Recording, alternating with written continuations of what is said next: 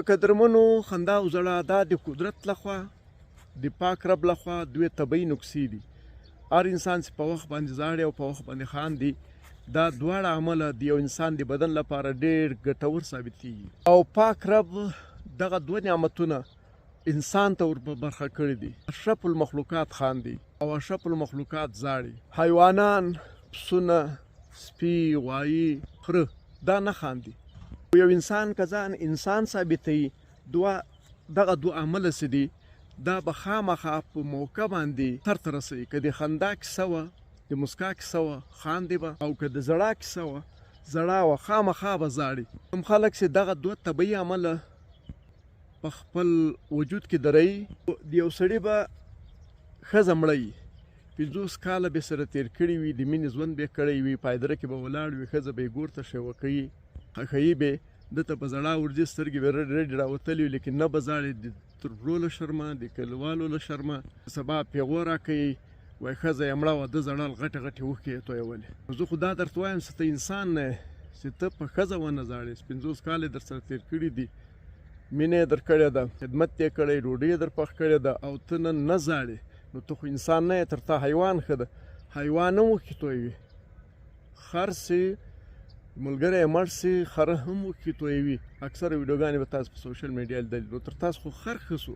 بل خندا او مسکا، دا پر موقع باندې خندل او مسکا کېدل د صحت لپاره ډېر ښه وي. د زړه طبیعي ډاکټران وایي، هغه سړی چې د زړه ناروغي لري، که ده وخندل، خوشحالي یې شروع کړله، دا د ده اول علاج ده، نور علاج به په هسپتال کې کیږي. نو تاسو خپل اول علاج نه کوئ.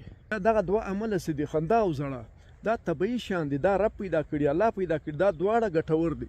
که ته په موقع وژاړې، تا نمکیات وځي، دا اوښکې ډېرې تروي وي لکه مالګه، نو دا څه دي، تا له بدنه ټول نمکیات وځي. کله چې په بدن کې نمکیات وي او سړي ته درد او تکلیف پیښ سي، دردمن سي، غمجن سي، نو د دې خطره یې چې زړه یې ودرېږي یا په مزغو کې رګ وچوي.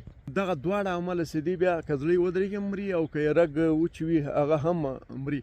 نو که درمنو که تاسو وژاړئ پر موقع باندې، تاسو به خپل ژوند وژغورئ، تاسو به یو انسان له مرګه وژغورئ، او دا د صحت لپاره ډېر ښه ده. دا قدرمنو پښتانه نه ژاړي او نه په موقع خاندي. ژړا څه ده، عاجزي ده. که ته وژاړې، تا ته الله پاک صحت درکوي. ژړا د عاجزۍ علامت ده. که په هره موقع ژاړې، که هر ځای ژاړې، دا عاجزي ده. دا له انسانانو ته هم عاجزي ده، پاک رب ته هم عاجزي ده. په دغه عمل باندې ته په انسانانو هم ګرانېږې او په الله هم ګرانېږې. نو دا خو یو عبادت دی. دا که ته وژاړې پر موقع باندې، اوښکې توکې، د خلکو زړونه به وګټې، د الله به در چې راضي سي. نو ته ولې نه ژاړې؟ ته له ځانه فرعون جوړی چې زه فرعون یم؟ دا خو د فرعون خصوصیت ده چې ته نه ژاړې پر موقع باندې. او مسکا څه ده، مسکا نه خاندې، د خندا موقع دا هم مطلب دا ناشکري ده چې پر یو خوشحالي، د خوشحالي په موقع باندې خوشحالي، ټول خاندې، خلک خوشحاله، او تا مخ تندی تریو نیولی وي، او په دې عمل باندې هم دا خلک خوابدي وي، او هم ته په خپل ځان تکلیف تېروې. د خندا او د خوشحالۍ موقع به وي، او ته په ځان باندې تکلیف تېروې، دا هم ناشکري ده. دا دواړه عمله باید انسانان وکړي. دا د انسانانو لپاره راغلي دي، دا نعمتونه دي. د حیوانان نه ژاړي، دا سپی نه ده چې ما شاته ګرځي، دا نه ژاړي او نه خاندي، او د دوی عمر به یا 10 کاله یا 12 کاله. انسان چې ژاړي او خاندي، اشرف المخلوقات، د دې عمر چې ده تقریبا 80 کاله ده. پښتانه چې نه ژاړي او نه خاندي په وخت باندې، دوی ټول روحي ناروغه دي. په کور کې خوشحالي نشته، په کلي کې خوشحالي نشته.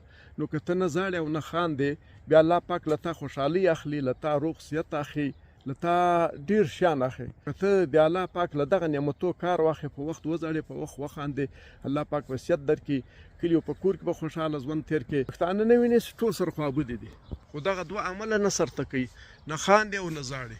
بس تریو تندی یې نیولی وي، بس برک برک درته ګوري، ټول ماحول خراب کړي، ټول انسانان خوابدي کړي. نو قدرمنو پښتنو خاص کر، تاسو به خامخا پر هره موقع خاندئ، چې د خندا موقع او چې کله د ژړا موقع هغه وخت به ژاړئ. دا عاجزي ده، په دې الله هم خوشحاله کېږي، او بندګان چې تا وویني په ژړا، هغه څونه در چې خوشحاله سي.